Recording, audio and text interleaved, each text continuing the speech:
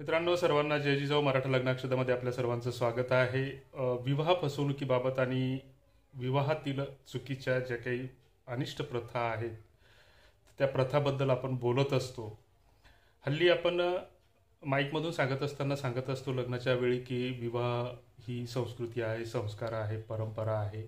मात्र ह्या सर्व गोष्टी आपण केव्हाच्याच कालबाह्य ठरवल्या आहेत आणि त्याच्यातून जे काही पायंडे निर्माण केलेले आहेत मग ते विकृत आहेत, बरोबर आहेत, चुकीचे आहेत हे तपासून पाहण्यासाठी आपल्याकडे वेळ नाही आहे. अशा स्थितीमध्ये मग याच्यातून ज्या काही अनुचित घटनांचे प्रकार समोर येतात तर ते एक त्याच्याकडे करमणूक म्हणून किंवा विरंगुळा म्हणून पाहणं एवढं मर्यादित राहणार नाही, तर त्याच्या माध्यमातून समाज धुरीणांनी त्याचा बोध घेतला पाहिजे. मला दिसत आहे तर हे लग्न समारंभातील असेच काही प्रकार आहेत. लग्नामध्ये आपण ज्या काही जुन्या आपल्या ज्या काही परंपरा होत्या किंवा ज्या काही प्रतीक कृषी संस्कृतीशी निगडीत जी काही प्रतीक मानून त्याचं पूजन करण्याची जी काही प्रथा होती तर ती केव्हाचीच आपण कालबाह्य ठरवली. म्हणजे जसं उदाहरणार्थ आता मारुतीचं दर्शन घेऊन लग्नाच्या मांडवात शिरायचं असतं, त्याच्यासमोर पूर्वीच्या काळी वीर वगैरे नाचायचे आणि एक संरक्षण होणं त्या विवाह जोडप्याचं त्या माध्यमातून एक ती त्यामागची एक भूमिका होती किंवा एक संस्कृती होती किंवा एक परंपरा होती. मात्र त्याच्यामध्ये आपण सुरुवातीच्या काळामध्ये तुतारी आणली, नंतर छोटीशी सनई चौघडा आणला, चौघड्याच्या नंतर मग कुठेतरी ढोल ताशा बँड वगैरे ह्या गोष्टी आणल्या, त्याच्यानंतर डीजे आणि त्याच्यासोबत दारू आणली. आता डीजे आणि दारू ही कंपल्सरी झालेली आहे. अशातच आता लग्नामध्ये एक मेहंदीची प्रथा पुन्हा अलीकडेच रूढ झालेली आहे. म्हणजे 2 दिवस आधी नवरीच्या हातावर मेहंदी काढायची असते, नवरदेवाला मेहंदी काढायची असते. मग सगळ्यांनी हिरवे कपडे, हिरव्याच बांगड्या परिधान केले पाहिजे. म्हणजे तो खर्च आवश्यक आहे की अनावश्यक आहे याची कोणाला काही घेणं देणं नाही. म्हणजे एकीकडं आपण आर्थिक डबघावीत आहोत किंवा कर्जाच्या ओझ्याखाली दबतो आहोत, या गोष्टीशी कुणाला काही फारसं घेणं देणं नाही. हळदीचाही तसाच एक आदल्या दिवशीचा एक धिंगाणा सुरू झालेला आहे. पिवळ्या साड्या घालायच्या, डीजे लावायचं, नाचगाणे करायचे, धांगडधिंगा घालायचा. त्याच्यातून नेमकं ती कुठली परंपरा आहे, कुठली संस्कृती आहे याचा कोणी विचार करत नाही. पूर्वीच्या काळी एक लग्नाची आठवण म्हणून काही 4-2 फोटो काढले जायचे. आता त्या फोटोचंही एक वेगळंच स्वरूप तयार झालेलं आहे. प्री वेडिंग शूटिंग आता ही कंपल्सरी झालेली आहे, ती खेड्यापाड्यात पण आता रुजलेली आहे. लग्नाच्या आधी मुलामुलींनी बोलू नये. लग्नामध्ये लग्न लागेपर्यंत किंवा सुनमुख पाहिलं जाईपर्यंत नवरीचा चेहरा झाकलेला असायचा बुधीच्या पांघरुणामध्ये आणि तो चेहरा सुनमुख पाहतानाच दिसायचा. मात्र आता सुरुवातीच्या काळामध्ये मोबाईलवर तासनतास बोलणं चालायचं. आता प्री वेडिंग शेड्यूल त्याच्याही पुढे ॲडव्हान्स झालो आम्ही. लिव्ह इन रिलेशनशिपमध्ये मुलं मुली राहत आहेत, याच्याशी कोणाला काही घेणं देणं नाही आणि आम्ही संस्कृती रक्षणाच्या गप्पा मारत असतो, संस्कृतीच्या गप्पा मारत असतो. या माध्यमातून होतं काय की मागच्या वर्षी बुलढाणा जिल्ह्यामध्ये परण्या नाचवण्याच्या नादात 10 वाजले तरी नवरदेव मांडवात येईना म्हणून इकडं त्या वऱ्हाडाला मार खाऊन परत जायची वेळ आली. अशा घटना अधूनमधून घडत असतात. त्याच्यापासून बोध घेण्याऐवजी आपण त्या गोष्टींना पुन्हा पुन्हा प्रोत्साहन देतो आणि त्या वाढवत चालतो.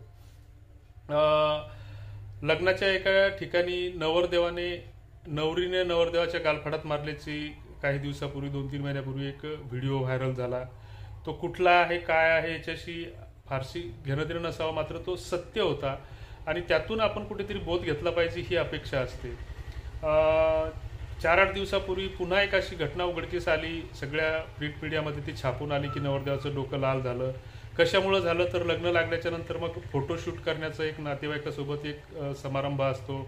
मग ते फोटो काढल्याच्या नंतर मग नवरदेव नवरीचे मग ते फोटोग्राफर जे आहेत तर ते मग एवढे एक्सपर्ट असतात की वेगवेगळे हावभाव करून नवरदेव नवरीला फोटो काढण्यासाठी प्रवृत्त करतात. मग त्यातच नवरीच्या गळ्यात हात टाकायचा, तोंडाला तोंड लावून मुका घेताना असा तो फोटोचा प्रकार चालू असताना कुठल्या तरी एका ज्येष्ठ माणसाला तर सहन झालं नाही आणि मग त्याला चीड आली आणि तो बोलला काहीतरी. मग त्यातून वाद निर्माण झाला आणि नवरदेवाचं मारामारी झाली, डोकं फुटलं, प्रकरण पोलिसामध्ये गेलं. बऱ्याचदा परण्यामध्ये नाचण्याच्या वादातून भांडणं झालेली आहेत. परण्याच्या नाचण्यामध्ये बऱ्याच जणांना अटॅक आलेले आहेत.